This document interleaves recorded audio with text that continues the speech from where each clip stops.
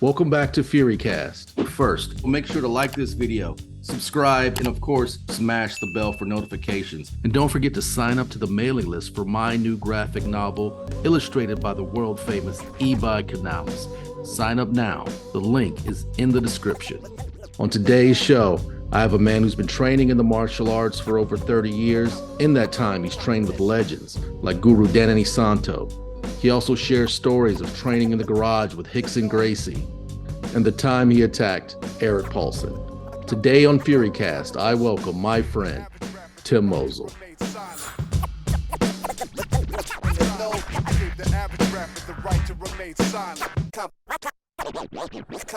What's going on, Tim?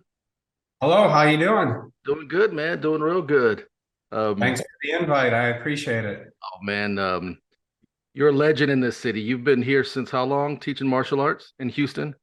Since 1991. I'm sorry. Yeah, it was 1991. 1991. I wanted you on the show because I remember when you came to town. From my memory, I'm an old school karate, taekwondo, martial arts guy from Houston. Back when there was Victor's Sports, you'd go buy gis at Victor's, and it was like buy a ninja star and and a kung fu outfit. But and I remember I was excited when you came to town, and a few people I knew were excited because you had credentials from the great Dan Inosanto, correct? Correct. That was a big deal. That's what still is a huge deal.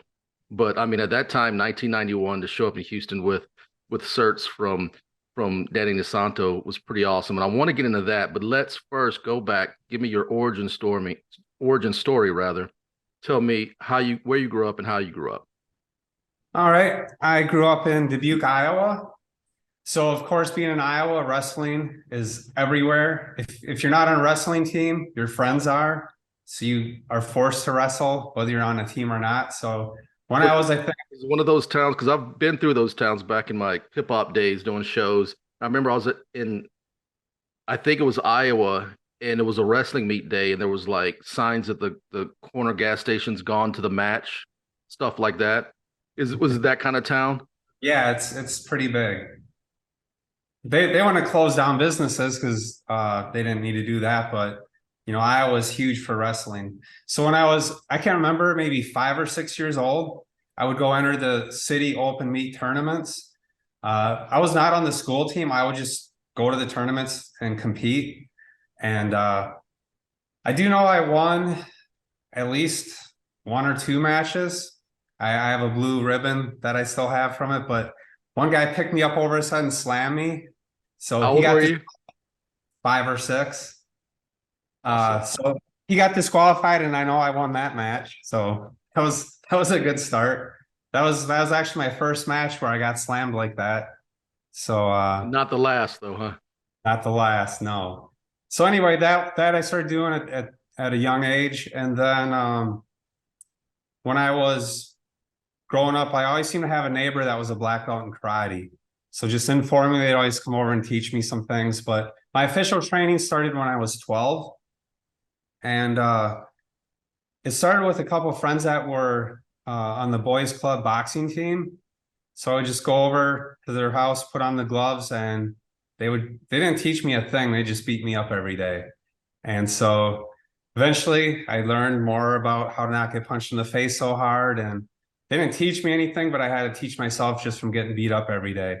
At that same timing, I joined the college judo team, and Taekwondo, went to a school at that time. So simultaneously, I was sparring the boxers, doing judo and Taekwondo. And from there, I just started traveling, going, saving all my paper route money and taking trips to Minneapolis to train with Rick Fay, going to Chicago to different seminars and training with different people, Los Angeles. And over the years, I've been fortunate enough to study with a lot of really great talent, a lot of really great martial artists. While I was still in Dubuque, I feel myself very fortunate that, let me close that curtain so that sun gets off me. So I met some guys that were on an exchange program from Japan, and they were doing a style called Ashihara Karate, which is a combination. Ashihara was one of Masuyama's top students. Masuyama was the founder of Kyokushin. I was about to say, because there's so many derivatives from Kyokushin. There's a dozen at least. Right. So Ashihara is one of them. So Ashihara combined Kyokushin with Muay Thai and apparently a lot of street fighting experience to create Ashihara Karate. Really great system. I love it. But the training was really, really brutal. It would be full out sparring with no pads at all. And I remember the first day they come over and train me in my garage. They were both black belts under Ashihara. First day, they said, all right, come on, let's spar before they taught me anything. Because I actually just saw him out running down the street wearing karate pants. And I said, hey, you know karate? He's like, yeah, how do you know? I go, your pants. He said, will you teach me? He said, sure. So we went in my garage and said, let's spar. So we square off. How old were you?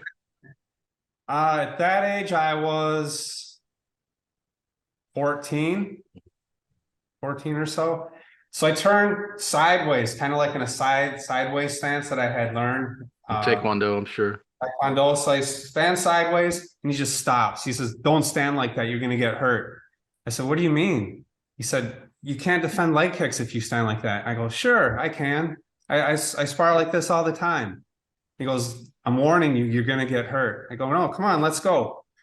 First thing, bam, smashes his shin into my thigh. And it's just, he hit so hard. These guys for their black belt, they would break 2 baseball bats in half with their round kick, with putting their shin through it. So anyway, he slams that into my thigh and just like, oh, and then another one, and then another one, just like 3 in a row. And I'm down. For the next, I don't know, week or two, I'm walking with a horrible limp. But even though I was limping, they'd come back the next day. They didn't kick my leg, fortunately, until it healed. But every time we sparred, they just beat the hell out of my thigh. Until I'm like smarted up and I said, okay, how do you want me to stand? So then I started standing more in the Muay Thai position so that I could have a chance to block those leg kicks. But that was a really great wake-up call to me, to the power of leg kicks. So the training with those guys was really great. It was hardcore. It was rough, but I learned a lot from them. Well, let me go back a little bit, because you said something that you and I have in common, which was you were doing a paper route to pay for karate. Yes, I did that. I did that when I was living in California. I had a paper route with the San Gabriel Valley Tribune so that I could afford Shotokan lessons at a dojo in Whittier. cool. Did you were in Iowa delivering papers in the snow? I was. The worst day was -40 wind chill. It was torture. Didn't think I was going to make it home that day. And what was your home life like? You had your mom and dad in the house, or? Yeah, my mom and dad got divorced when I was in 5th grade. And then she remarried when I was in like summer after 6th grade. And that's actually the same time I took up martial art training. He had 2 sons and a daughter. None of us liked each other. His 2 sons, I would fight with those 2 probably every day. Like, we seriously did not like each other. One time, just laying on the floor watching TV, and the one stepbrother took a knife and he cut a slot on the front of his shoe. He put nails in there and wrapped it with duct tape. So while I'm laying there on the floor, he comes over and starts kicking me in the back with the nails in his shoe. This story I think is classic. I love their thought process on this. Outside my bedroom door was a dresser. They had taken fish wire across the floor outside my door, and one of them stood banging on my door. The other stood up on top of the dresser. They're like, come on out, fight us. Like, they're just like picking fights with me all the time. So like, leave me alone, I'm studying. They keep banging, so I lost my temper. I run out my door, hit the fish wire, and of course I'm falling. As I'm falling, the other one jumps off the dresser on top of me. Then they both just start punching and kicking and turn into a big old brawl. Fortunately, I almost always got the best of those two. It was really great training for me. Not the best ideal situation, however. And this was before you were 14, before you took up, before you started training more I regularly. was already training then because I started when I was 12. And it's like shortly after I met them, I started my training. How And that far was did you get basically, into? Go ahead. Go ahead. no, what was that? How far did you get into Taekwondo? Black belt. Black belt. Is that I, WTF or ITF style, or don't uh, remember? it was, I got my black belt in 1987. Um, I can't remember which one it was. We did like Tosan, Hmm. Wanyo, I think the Well, yeah, form. yeah, yeah. That's But probably the ITF style. it was, I wouldn't really say it was specific Chunji, to all those. Taekwondo. Yeah, Chunji. We did the forms like that, Mhm. but the rest of the training we did was not Taekwondo. It was A lot of the people were blending in with American kickboxing at that time. There was a lot of PKA people kind of blending the kickboxing with the Taekwondo. yeah, my instructor, like Lee Merrick, Bob Kisting, Ben Springer, they had mixed their Taekwondo with boxing, with wrestling, with a lot of different arts. Mhm. So it was a very eclectic system, and had a lot of injuries with that type of training as well. That's They what train. I mentioned that They a lot on this train podcast when I talk to martial artists about how Taekwondo has changed and how when I started, even up into the 90s, at least the ITF style was still very hard. It was a hard style. You could get cracked ribs, you could get bloody noses in a sparring match. Not really like what we're seeing today. And eventually, remind me to ask you what your thoughts are on how the martial arts has changed. But I want to get back on track with after the garage. You said you were in college doing a little judo, a little taekwondo. Yes, yeah. The judo was at the college judo team. That was a good experience too, because I was the only 12-year-old on the team, and the rest of the guys are in college. So, my younger years was daily beatdowns. Like I go to judo and the college guys would toss me around. I'd go to boxing, get my head punched in, go to taekwondo, get beat up Get there, kicked in the face. kicked in the face. I had broken jaw, broken nose, broken ribs, a lot of stuff from all that. But those early beatings that I took were really beneficial for my overall development. Uh, Toughened me up, taught me toughness, taught me discipline, built confidence because I found out firsthand, can I take a punch? What's going to happen if this happens to me in a fight? Can I continue? And those answers those questions got answered in my training. So it was beneficial. I would not, like at my age now, I would not want to go through that right now for sure. But I'm glad I did it back when I was younger. Now, don't you think? Let me get your thoughts. Don't you think? Going back to taekwondo, one of the tenets is indomitable spirit, right? Mhm. Being young and going through grueling processes like that, don't you think that does something internally for your grit and your spirit and your tenacity? Absolutely. Huge benefit that it helped my entire martial art career and study, but it also helps in everyday life. You tell yourself, if I can go through that, I can go through this, whatever it might be in life.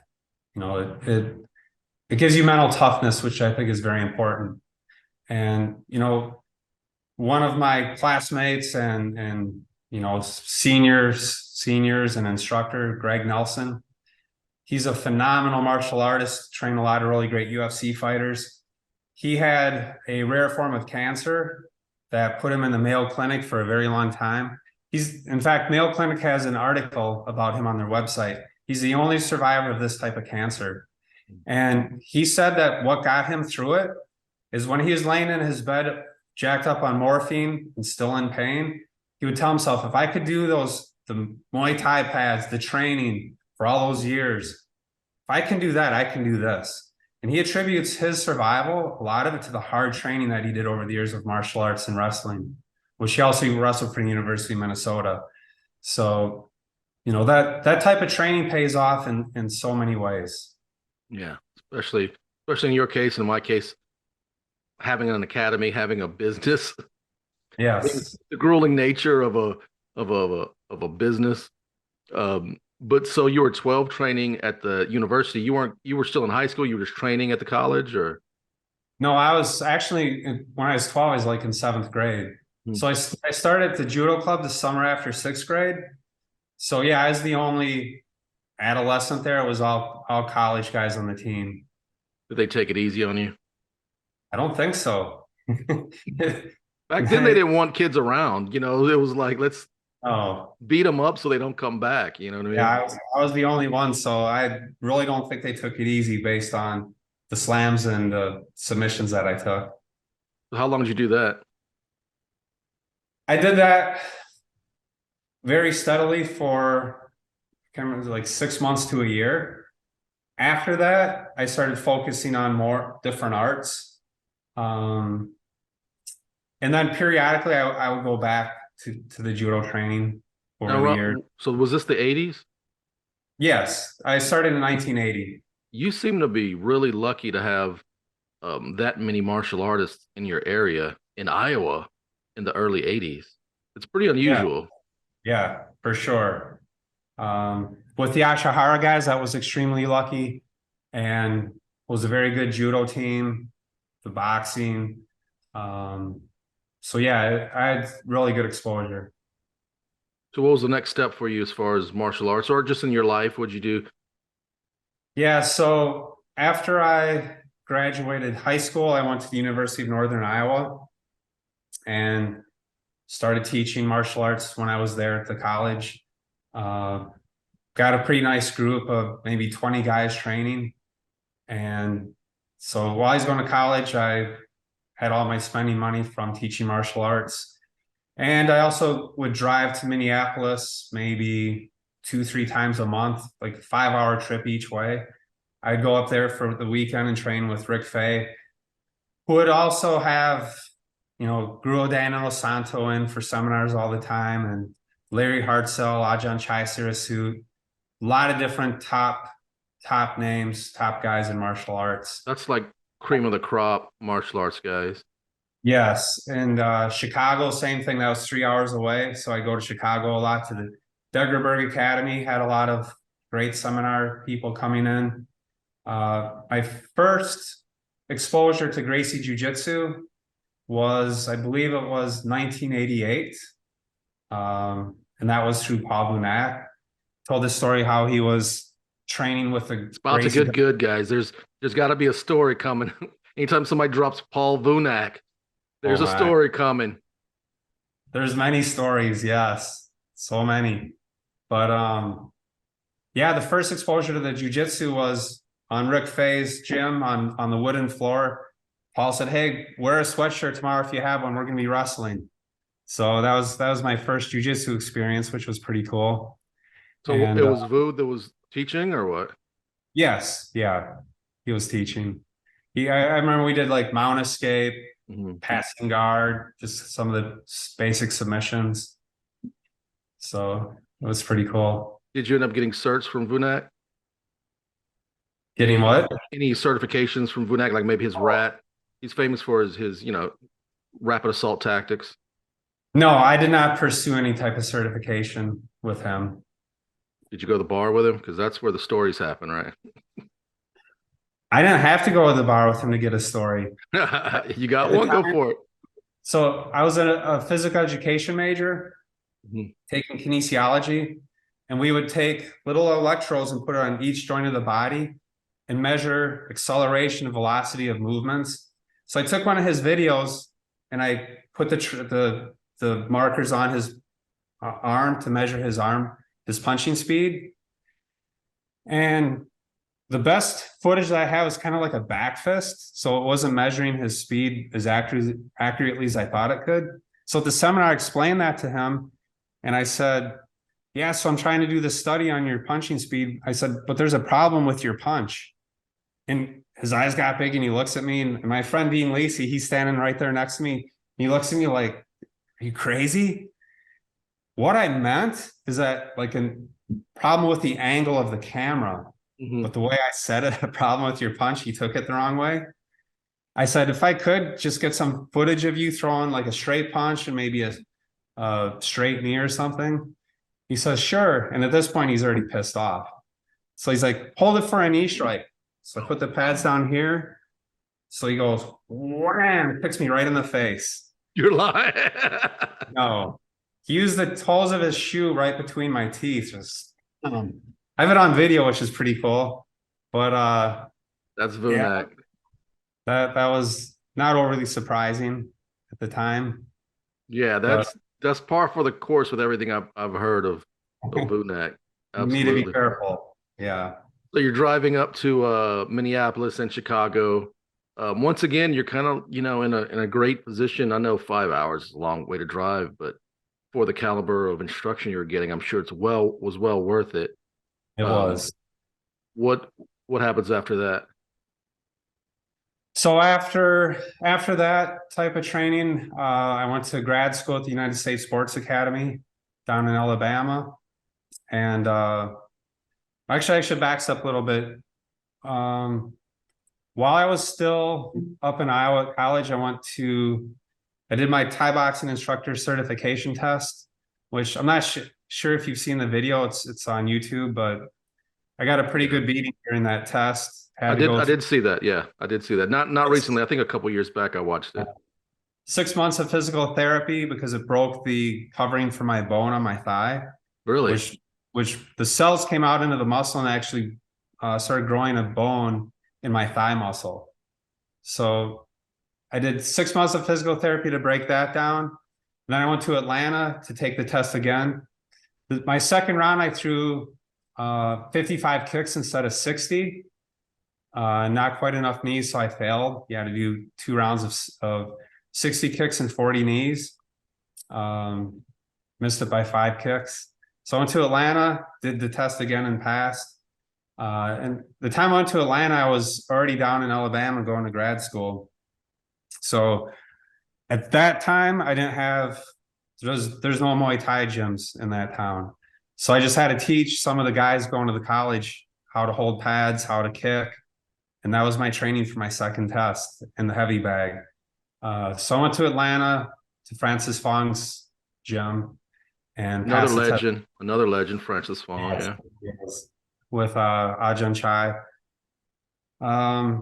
After that, I came to Houston. I was supposed to be here for 3 months to do my internship. I was at the Coca-Cola Foods Corporate Fitness Center. And while I was here, I met a girl. So I stayed a little longer. That's a wrap. Met another girl, stayed longer, and still here. What I liked about Houston at the time is there was no one teaching what I taught. No Muay Thai, no Jiu-Jitsu, no Jeet Kune Do. Just to give people just to give people an understanding. So we're the 4th largest city in the United States. But everything you're telling me, you had greater access in Iowa than the people here in the 4th largest city in the United States had to the styles and the caliber of martial artists. Not to say there weren't high caliber martial artists here, but Dan Inosanto, a Francis Fong, Vunak, so on and so forth. These are Erik Paulson. Erik Paul. Well, hey, we're gonna get to that. Let's not jump the gun. We're gonna have a whole segment dedicated to the great Erik Paulson. But yeah, it really was at that time for somebody like me who was a martial arts fanatic. I mean, I could do Shotokan, I could do Taekwondo, boxing. That was about it here in Houston. You know what I mean? Mm-hmm. So yeah, I was shocked. I was excited to come here because I'm like, wow, I can train so many martial arts. So first thing I did when I got to Houston is I pull out the yellow pages, and some of your listeners may not even know what yellow pages are, but I couldn't really find all that much in Houston at that time. I mean, there was Daryl Craig, there was Carl Geis, those guys who had been here for 30 years already. Mm-hmm. But yeah, there was no one was doing Eskrima, no one was doing FMA or Muay Thai at that time. Yeah, it was surprising. So you decided to stay for the girl, and had you been And I saw a huge opportunity being the fourth largest city Mhm. to be the first person teaching these arts that I was teaching. So initially, I started teaching at Savannah's Boxing Club, Mhm. which was really awesome because at that time, there were so many good professional fighters training there. There was like Evander Holyfield, Reggie Johnson, who's three-time world champion, David Tua, um, Pernell Whitaker. I mean, the Wow. list Yeah. goes on and on. So every day I'd be in that boxing gym watching these amazing world champion fighters train. And what I found interesting is so many of them were very, because I was teaching Muay Thai there. So many of these boxers were interested in, first time I'm in there teaching the class, they all stop training. They're just watching me like, who's this guy and what's he doing here? And what I find interesting is a lot of them would say, hey, come on, can I try this out? I'm like, sure. So you have a world champion. They say, all right. So I hold the pads for them. I say, here's how you kick, here's how you do it. So of course, you know how they fight, their positions kind of like this or similar. Now all of a sudden when they're gonna throw kicks, now they're standing like this. Mm. And I said, what are you doing? You don't fight like that. I've never seen you fight with your hands there. But just their preconceived notion at that time, if you're gonna do martial arts, your hands are down kind of I was like about to karate. say, but they saw Bruce Lee do it. You know what I Yes, mean? Bruce Lee exactly. with his hands low. And they all love Bruce Lee. So I found that disconnect between their knowledge of fighting Mhm. to martial arts. It just changed how they would do things and not for the better. Yeah. So you were over at Savannah Yeah, boxing so gym. I was at Savannah's teaching there. And then at the same time, I also started teaching at the Texas Club, which was a really nice fitness center here in town at the time. And the Texas Club, we trained initially in a racquetball court, and we would do basically. So in 1991, we were doing MMA because we would punch, kick, takedowns from wrestling, judo, and then we go for submissions on the ground and you know punches on the ground as well. In fact, my whole life of training was, and I think being in Iowa was very fortunate for me because there was no MMA at that time. In 1980, it was before MMA, like by far. But just from my own personal experience growing up, and my best friend growing up, he would get in fights almost every single day. I can't even count the number of times we've been somewhere where he's fighting somebody. But you know that another good experience, not in a good way, but it paid off. Um, so I understood at that time you need to know how to kick, you need to know how to punch. With the judo training and wrestling, you know how to do. You need to know how to do takedowns and fight on the ground because the wrestler's going to put you down on the ground. So when we would spar, it was kick, punch, clinch, takedown, and submissions. The submissions weren't nearly as refined as they are since Brazilian Jiu-Jitsu came along, but you know it was the same idea of you have to be well-rounded martial artist, and that was my own personal philosophy from day one, just from personal experience of growing up in Iowa and being exposed to that many different things. And something is strange about Dubuque back at that time because everyone wanted to fight all the time. You know, we had a restaurant that on the weekends it filled the parking lot with like 300 college and high school students. You couldn't go there without seeing at least 5 fights every weekend. Just in my high school, I remember one day 5 fights inside the school just in one day, like in the classroom, in the hallway. Like, this is crazy. So, This what you're explaining was very common when I was growing up for my generation, which was anytime you went anywhere, anything could happen.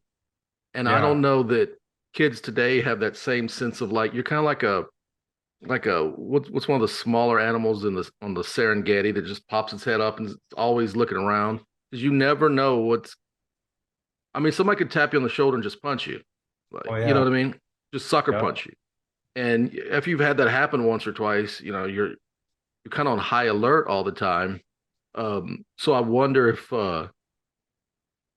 I don't want kids to grow up today being scared of their environment, but at the same time, I don't want them to be so comfortable they're walking out of a movie theater or a grocery store on their cell phone. They're not paying attention to their surroundings. They don't understand that um, there is danger around them, and they need to be aware of it. Sometimes I feel we've created a very sterile environment for our children that might not be beneficial. Yeah. And, even now when I go back to Dubuque, in fact, I was just there over Christmas, I never, ever see fights anymore. And initially I'm thinking, what happened to the city? It's changed. Then when I moved to Houston, I was here for a couple months and I said to some of my students, like, why don't I ever see any fights here? It's like, I never saw fights in Houston for the first longest time, and I couldn't understand it. The only thing I can make sense of it, I think society, like you said, kids, I think they're softer now. And the other factor is that in Houston, if you get in a fight, I think the drawback is you might get stabbed or you might get shot. Yeah. You beat up somebody, they're going to maybe come back and shoot you. Yeah. Big city vibes. That was never a concern. Like, we fought, we never once considered I'm going to get shot or I'm going to get stabbed. But in Houston, I think that's a very strong. Oh, yeah. I had classmates that got shot over the weekend and died, unfortunately. So, yeah, it's a real, yeah. So you were, at this point, had you been training any JKD? Were you teaching at the Texas club? My JKD started, the first time I trained with Guru Dan Inosanto was in 1984. So I'd already been training with, by the time I came here, I was already an instructor under him and been training for a long time. What's that like to get the sheet of paper that he endorses you as an instructor? I was really excited. It was, so when I first started training martial arts, I'd go every single Friday to the bookstore to read the new magazines coming out. So I'd be reading about him and Bruce Lee. And I just thought it'd be so amazing just to meet the guy. So in 1984, I think, where I went to the Degerberg Academy to train for one of his 2-day seminars. I was mind blown. I'm like, this is so cool. And the stuff he was showing was blowing my mind. I've never seen anything like it. Yeah. And so then to become certified as an instructor under him, back then, before he would certify anyone, they had to be an instructor under Ajahn Chai through Muay Thai. And so first I had to go through and get my certification through Ajahn Chai for Muay Thai. After I got that, then I was eligible to become an instructor under Guru Inosanto. Years later, he dropped that requirement. I think not enough people were passing the instructor test from Chai. But when I did get Go ahead. What's that? When I did get my certification, yes, I was extremely excited. I thought that was the coolest thing ever. What's his thought process? That when you come to JKD, you need to have a foundation in another art. Is that what he was thinking? He encourages that, and everyone that trains with him, he encourages them to seek other instructors. Go learn Filipino martial arts from someone else. Go learn this art. Go learn this. He thinks it's great for development, which of course, I agree. As far as the Muay Thai test, my personal belief is that at the time he wanted to weed out the people that didn't have maybe the grit to get through that test. And for those that aren't familiar with it, the way the test works is you have a holder holding Thai pads. You have to kick them 60 times and knee them 40 times in 3 minutes, 1 minute rest, and then you do round 2. The holder's job is to punch you and kick you and try to knock you out. So the year I did it, the test, 1990, worldwide, 140 people qualified for the test. 90 got knocked out, and I think it was only 2 people passed out of that many trying it. So it used to be a really tough, it's still tough. It's changed over the years. Now the holder wears shin pads and the person doing the test wears headgear. but back then it was no headgear, no shin pads. And so a tough test like that really does weed out a lot of people that want to just go swing sticks in the air, for example. That requirement's been dropped, as I said, but I do think it was a good test to weed out people if that's your objective. Yeah. If your objective is to have a thriving business, maybe not the best model, but not the best model for a business. In fact, the way that I had been trained and brought up through training, when I came to Houston, I had that same mentality, which I don't anymore.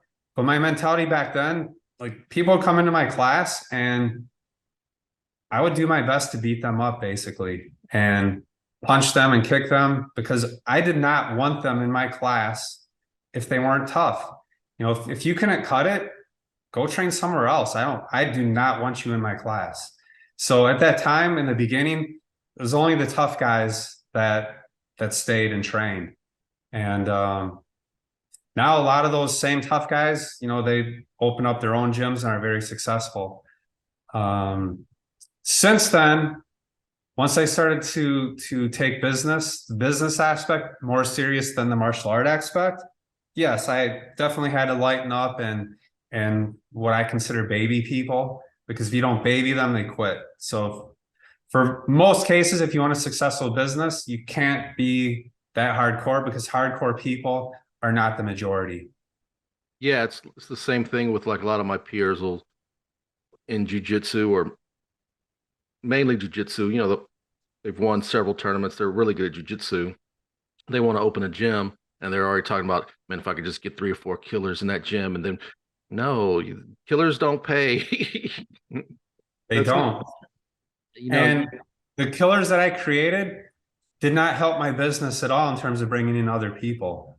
Creating killers just basically scares a lot of people away. yeah. No, I agree. I agree. And I mean, so now this is a good place to segue into how do you feel the martial arts has changed since you and I have both seen it go from backyard base, garage base, to the strip malls, to the big freestanding academies of 300-400 people. Do you think the martial arts, since you and I have both been in it, I'm assuming we're similar in age, do you think it's benefited from being here in the United States, or what? I think it's benefited in regards to the number of people being exposed to it. So, you know, there's a lot of people, like, say, in Houston, there are so many schools now. Back, you know, when I came here, of course, there was zero MMA. Mine was the first MMA gym in Houston. Zero MMA, zero Muay Thai, zero this, that, and the other. Now it's MMA is on every corner, which is just mind blowing. Jiu-jitsu is everywhere now. You could not learn jiu-jitsu anywhere for the most part in the United States, except for California. And then back in, I think it was 1997, I brought in a black belt from Brazil to start teaching at my gym. Pedro Alberto? Yeah. You didn't know I knew that, did you? No, I didn't. How did you know that? Hey, hey, hey. No, I remember I visited your school. I've got a long story. I ended up doing judo because I went down there and Pedro Alberto was teaching at that time out of your academy. And you have to understand the level of poverty I was living in. And the judo school, Daryl Craig, I think it was $50 a month at that time. So I ended up opting out of sheer poverty to do judo, which, you know, has really benefited my jiu-jitsu in a lot of ways. But definitely, I definitely remember when Pedro Alberto was there. And then later on, I ended up getting a blue belt in Brazilian jiu-jitsu from one of his students. So yeah. Okay, cool. So really, if you think about it, if you study the lineage, my jiu-jitsu has benefited from you bringing in Pedro Alberto. So thank you. You're welcome. Yeah. Glad to hear that. So what was it like when you brought in Pedro, and how'd that work? So before I brought in Pedro, I had already been training with when Carlos Machado moved to Texas, I'd go up to Dallas and train with him. And I had trained with different people that I brought in, like I brought in Helson Gracie, Health Gracie. I got my blue belt from Rickson Gracie, which That's a big deal. It was, I went out to his house in Pacific Palisades in his garage. And I did my test with him twice, because the first time I was there, one of Remco Pardul's black belts was taking his test for blue belt with me. So it was just this guy and myself in Rickson's garage. And so Rickson would say, all right, in advance, he gave us a list of the requirements we had to know and do. He said, all right, teach me how to do this. So I would teach the move on the guy, or he'd teach on me and I'd cooperate and let him. Then when I try to teach it on the guy, he would fight me. He'd resist. And like when it came time, Rickson would say, okay, show punching defense. So I'm just punching to the guy, like, just nice and easy so he can be successful and just show his techniques. Then the guy turned to punch me. He's like trying to knock me out. He's just going crazy, coming after me. Just a total dick. And so then at one point, when Rickson had us grappling, I got the guy's back. He's belly down. I put my hooks in. Instead of trying to choke him, I just did a reverse speed bag on his face, just like this, peeling his head up. Once his head up came high, I just slapped on the choke, tap. The guy got up. His face is just all bloody. He had a bloody nose and bloody mouth from this. Rickson was pissed with the guy the whole time, because Rickson would tell him to do something, the guy would argue and disagree with Rickson. With Rickson? Yeah, Rickson was really irritated. So after I did that to the guy, Rickson looks at me, smiles, and he says, good job. I thought I might be in trouble for doing that to the guy, but Rickson was happy with it. And he gave you a blue belt? No, he said he was, I put him in a really, really bad mood. He's like, you guys aren't ready. He said, come back when you're ready. So then 6 months later, I went back to his garage, and this time it was just Rickson and myself. It was a 3 or 4 hour test. So he'd say, all right, teach me this. So I teach it to him. He said, all right, now do it with me resisting. For example, the shoulder lock. He said, teach this to me. So I teach him the details. He said, all right, now do it to me. So I'm trying to do it, and he's resisting. I'm not getting anywhere. He's like, come on. Why can't you do this? And I'm like, in my mind, I'm thinking, because you're Rickson Gracie. Yeah, that's the answer, actually. But I said, I don't have enough strength. He goes, that made like worst thing to say. Don't strength? say that. Yeah, oh my God. What strength are you talking about? I said, I mean leverage. I meant leverage. That's a good comeback, though. If you're gonna, yeah. He made a slight adjustment to my technique, and then got the tap. Of course, he's letting me, but yeah. Then he has teach me how to escape if I'm on your back. So I'd walk him through the steps, and then he starts resisting, and I couldn't get out. So all of a sudden I start feeling this across the back of my head. And he's like yelling, get out, get out. And now I'm like, I'm already stressed. Now I'm getting hit and him yelling at me and like, oh my God, I'm going to die. And again, he showed a few refinements, and then he was letting me get out. And then he's like, all right, let's see what you, remember we're standing face to face. He's like, all right, let's see what you got. Oh boy. Here's what I remember. I reached out and I grabbed his gi, and that's all I remember before I was on the ground. It was just like that. I was on the ground, and we wrestled for at least an hour. And I stopped, said, hey, Rickson, hold on. I need to get up. I went outside into his driveway, and I just started puking. I was so exhausted. I started puking in his driveway. Comes out, he pulls my jacket off while I'm puking, and he's kind of cooling me off. Then he says, do you feel better now? Oh, yeah, I feel better. So I come back in, another 30, 45 minutes of wrestling. And after that, then gave me my blue belt. We went to his house. He gave me breakfast. And then from there, at the time, Fabio Gurgel was fighting for the I can't remember if Fabio was already the UFC champion or he was fighting for the title, but Rickson was training him for that fight. So we went to Rickson's gym, and it was right at the time of the very first Pan Am tournament out in LA. Bro, what year was this? 94, maybe. This is like the Choke era, Rickson Gracie, the documentary Yes. Choke.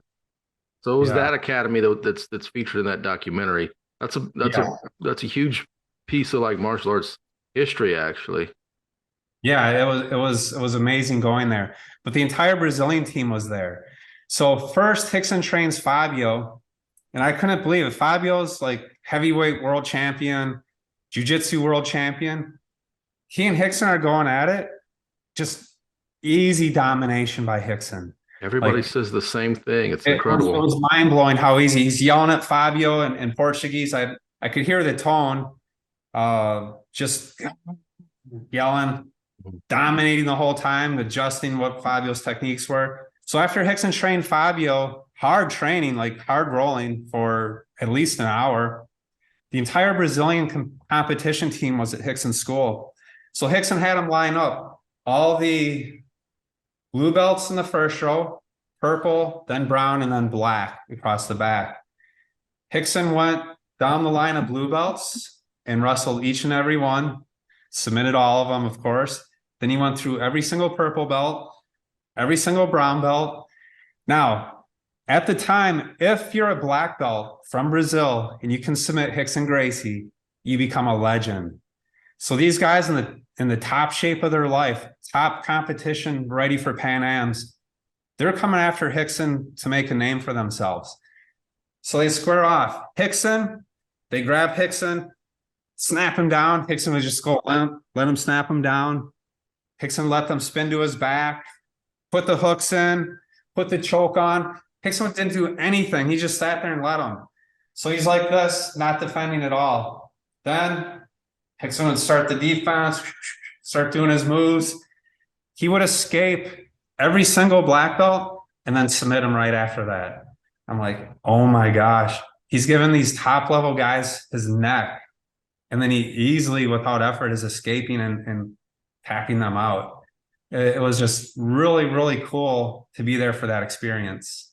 And I've heard this story from so many people, not the exact same day, but the exact same experience, that Rickson would just go through these people. And I've seen a video of him doing it like at a wrestling club, a wrestling team, where he was just going through everybody. I think he had long hair at the time, but it's the same story over and over again, that he would just go through everyone, no matter what the belt, no matter what, and then count down, okay, 3, 2, 1, and then submit you. So man, that's incredible. You got that experience with Rickson. So at that time, you're a blue belt with Rickson. You're a instructor under Dan Inosanto. You had started your academy here in Houston. What's next on the horizon for you? After that, I just continued training with as many different people as I could, traveling around, going to LA a lot. And so is this when did you first hook up with Erik Paulson? Back in the early 80s. So was it at Inosanto school? Yes. Okay. Yeah. Tell me about that. So Eric is from Minneapolis. He was one of Rick Faye's students also. So apparently we trained together as classmates at Rick Faye's school. In fact, I moved to Minneapolis for a while just so that I could train. And then Eric moved to Los Angeles.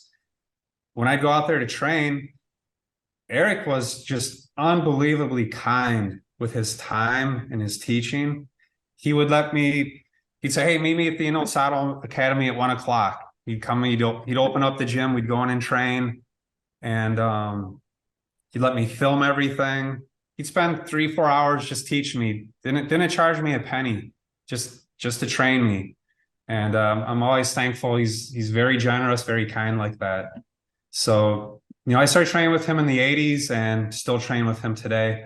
And every time I train with him, it's still just like 1,000 new things. It's like just mind-blowing how much information he has. Yeah, so for those that don't know, Tim and I are both part of the same, we're affiliates in the same association, Erik Paulson's Combat Submission Wrestling Organization. I know you're still a part of it because you're still on the website, right? Yes, I'm still part of it. I didn't see you in Fullerton, man. I was hoping I'd bump into you when I went up there. The first time I went up there at Fullerton for the coaches camp. Do you still make it out to those, or? I don't make it out there too often anymore. Erik comes to Houston once a year, and I'm always at that.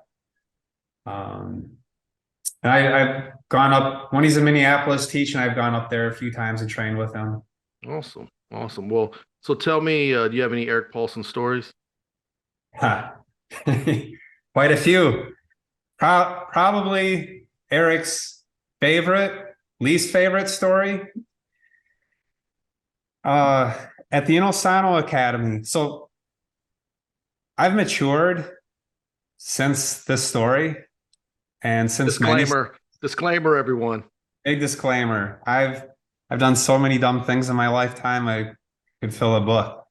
But at the Inosanto Academy, he walks in. It was during a Legends camp, so it was Guru Dan Inosanto, Francis Fong, Ajahn Chai Sirasut, John-Jacques Machado. All the heavy hitters. They're all there. Erik walks into the academy. Circle forms around him. People are talking to him, signing a couple autographs for a couple guys. Oh, this was back in the Shudo days. He was the champ or what? Yeah, yeah. Mm-hmm. So for some reason, I thought it would be funny to tackle Erik. So I snuck up behind him, took his legs out, made him do a face plant into the mat. And then as soon as he landed on the mat, he flips over to his back. And so then I scramble. It's a huge scramble. I'm trying to get on top of him. And he immediately swept me, took mount. And he was pissed, and rightly so, because he's just standing there talking to guys. And all of a sudden I'm tackling him like a surprise tackle from the rear. And so he's pissed off, like really mad. He buries his thumbs into my throat from mount with his weight coming down. I'm not kidding you. I couldn't even tap fast enough. It was so horrible. It's just like I couldn't move. I couldn't do anything. And he's choking me, and I'm just like doing nothing really. And then he stops, he gets up and he walks away, and he's just pacing around.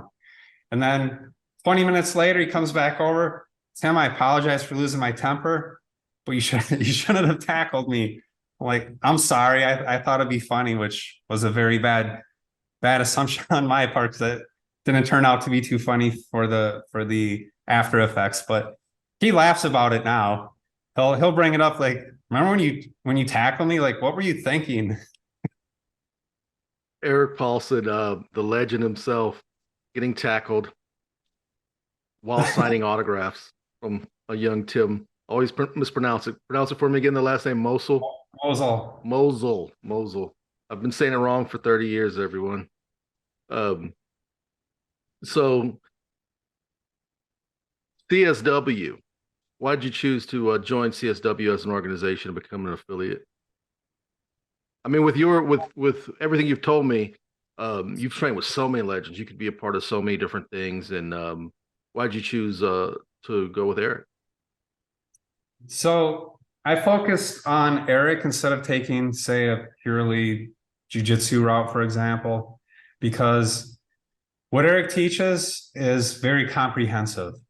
You know, it's got the kicking, it's got the punching, the clinch training, the, pummeling, takedowns, and submissions and fighting on the ground, MMA. I like that it's very, very well-rounded. I think being well-rounded is extremely important for a martial artist. If you learn only how to fight sitting on your butt, what are you going to do in a real world situation where someone is a good striker and they're punching you in the face? If you've never been punched in the face before, it could be a very unnerving experience to where maybe you freeze up or you don't know what to do or how to handle it. And if you don't have great takedown skills, you better know how to block punches. So, and vice versa. If you know how to block punches and you can take a punch, but you have no idea how to escape mount or how to get out of an armbar or a choke, you're very limited. So to be well-rounded is what I liked about Erik. From my training with him in the 80s has always been very well-rounded because he's always fought, like in the Shudo, and just the whole training mentality has always been be well-rounded because you never know where a fight is going to take place. You can't choose if you're going to be in a kick fight or punching only or submission only. For reality, you have no idea. In fact, for reality, you have to know how to defend against a knife, against a club, against a broken beer bottle. Gun defense, I'm not a fan of. I don't really believe in it. But for other things, you need to be a well-rounded martial artist if your goal is reality training. If your goal is to be best jiu-jitsu guy in the world, then yeah, focus only on jiu-jitsu because that's how you're going to get best at it. If you want to be the best boxer in the world, only do boxing. But if you want to defend yourself for a fight, I think being well-rounded is very important. Man, there's no better place to get that than with Erik, I would say. I mean, comprehensive is to say the least about his curriculum and everything that he teaches. It was kind of I'd seen the videos, but to be in one of his classes and to have him go over moves like it's kind of amazing the amount of techniques that are probably stored in his brain if you could just download them. I know he's got so many books and so many DVD sets and so many downloads, but that's probably still just scratching the surface with what he has to offer. So how many years in the game, martial arts, how many years have you been training now? 42. 42. Officially. When I started back in 1980 with the judo team and the boxing and taekwondo, that was in 1980. Now, as a business owner, how long have you had your gym? Since 1986. 1986. Yeah, I first opened my gym up in Iowa. What's your advice to someone like myself who's only been, either starting an academy or only had an academy for a short period of time? What would be your advice to those young martial arts entrepreneurs out there? Go talk to Zalfi Ahmed. He's the business guru in the Houston area. Master Zolfi, yeah. Very successful with his business. My advice, before you go into a martial art business, decide how you want your life to be. What's more important to you, money or doing something that you love? If it's money, for the majority of martial artists, I would say don't do it. You're not going to get rich on martial arts. It's a very tough competitive business.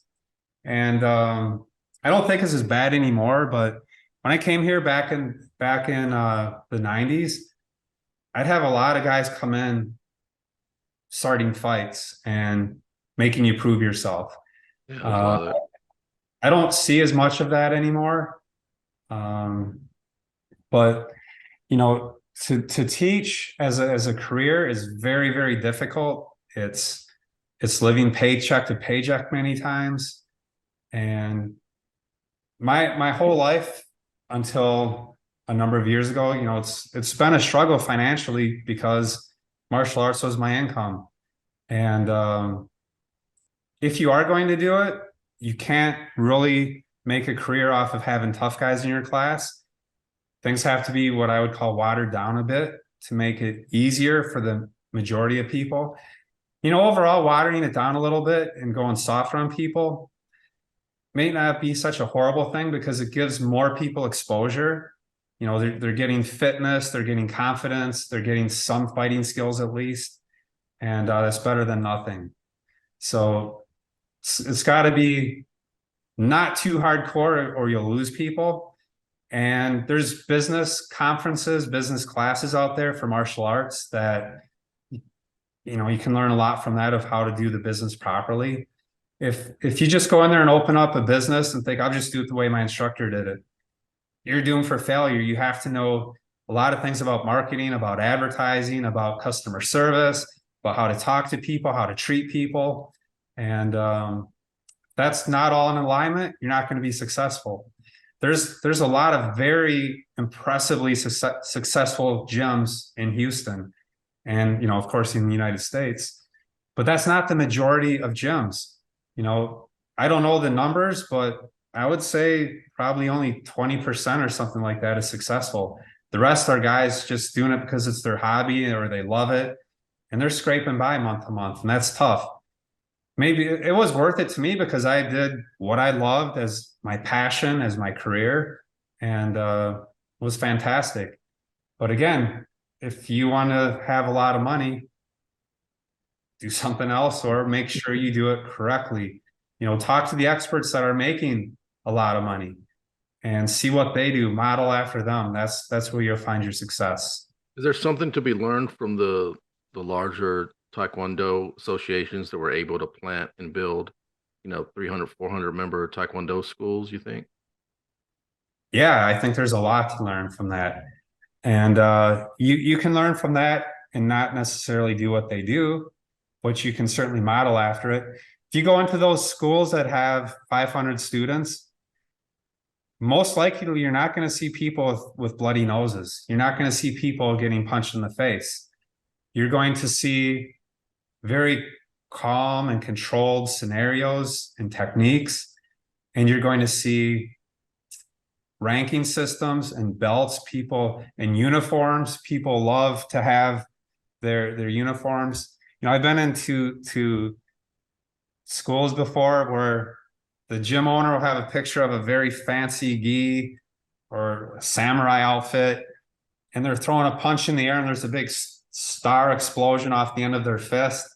And it's just like, I look at that, I'm like, you're a 50-year-old adult man and you have little star flakes flying off of your knuckles. What's wrong with you?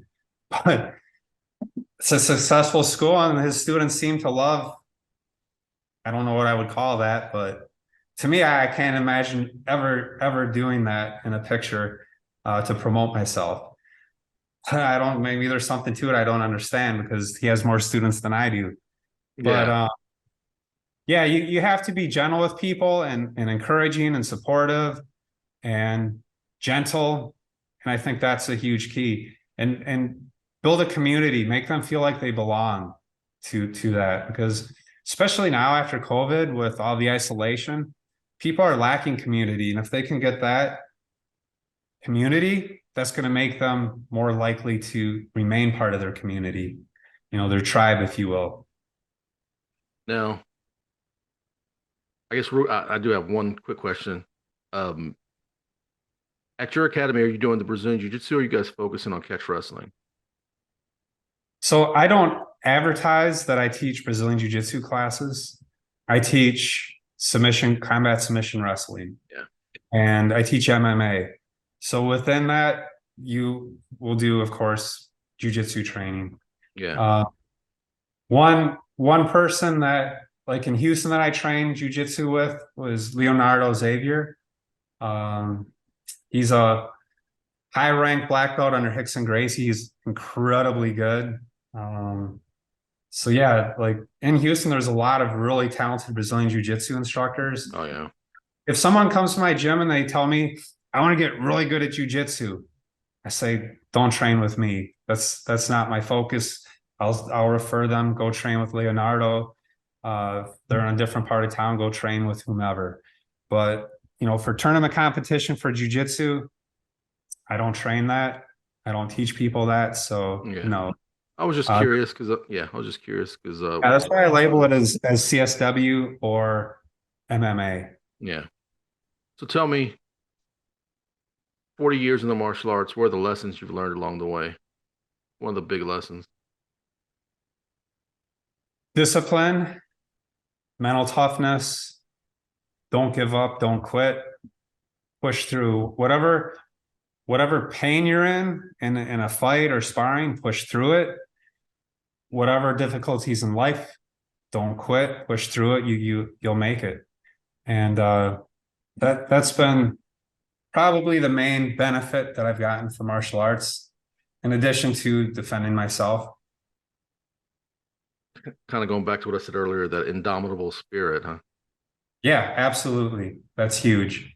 And I think when you train hardcore, you learn those lessons a lot quicker. If you're not training hardcore, I think they can still be learned. However, I think it just might take a little longer. Yeah. Any departing words, anything, last thing you'd like to say to the viewers out there in Fury Land? Yeah, thanks for doing this podcast. I see you're interviewing different martial artists from the area, so their stories and the exposure I think is great for all of martial arts and great for Houston martial arts. And you know, if more people would work together, I think the whole community could be a lot more successful and a lot better. Parting words is, you know, do what you need to do to make yourself happy, to make yourself successful. And if you set your mind to something, don't quit. Just do it. That's a saying I like, the Nike slogan, just do it. In fact, the day that I did my Muay Thai test and got the snot beat out of me, I wore the Nike Just Do It shirt because I looked down, before I'm doing the test, I'm like, oh, I'm going to take a beating. Just do it. All right, let's go. Going ahead first. You know what I mean? Exactly. Yeah. Well, man, we're both part of the CSW Association, so let's get together sometime, share some kicks and punches or some chokes or something, man. And sounds great. Yeah. I want to thank you for coming on, man. I really appreciate it. I've been, like I said, I've been following your career and what you've been doing here in the city for a long time. And I definitely want to thank you for bringing everything that you have brought to the city of Houston. I know I'm personally a better martial artist for it. So thank you. Thank you. I appreciate that. All right. Talk to you soon. All right. Take care. One more shout out to Tim Mousel. If you're in the Houston area or you just want to connect with him, his links are in the description. You can also connect with my new graphic novel, The Gentleman's Guild. Yes, I'm making a graphic novel with artist Ebi Canales. It's called The Gentleman's Guild. Follow it. The link is in the description. And don't forget to watch Lion Killer, my debut feature film. That's right, I made a movie. It's called Lion Killer. It stars Regina Ting-Chen, who's currently on season 4 of Stranger Things. You can watch it at Amazon Prime, Tubi TV, Freevee, the Roku channel, or you can pop on over to the YouTube channel called V Movies. And thanks for watching this episode of FURYCAST. Make sure you like this video, comment down below, or simply leave a pound FURYCAST. You can also subscribe to the channel, and yes, smash that bell for notifications. Till next time, peace.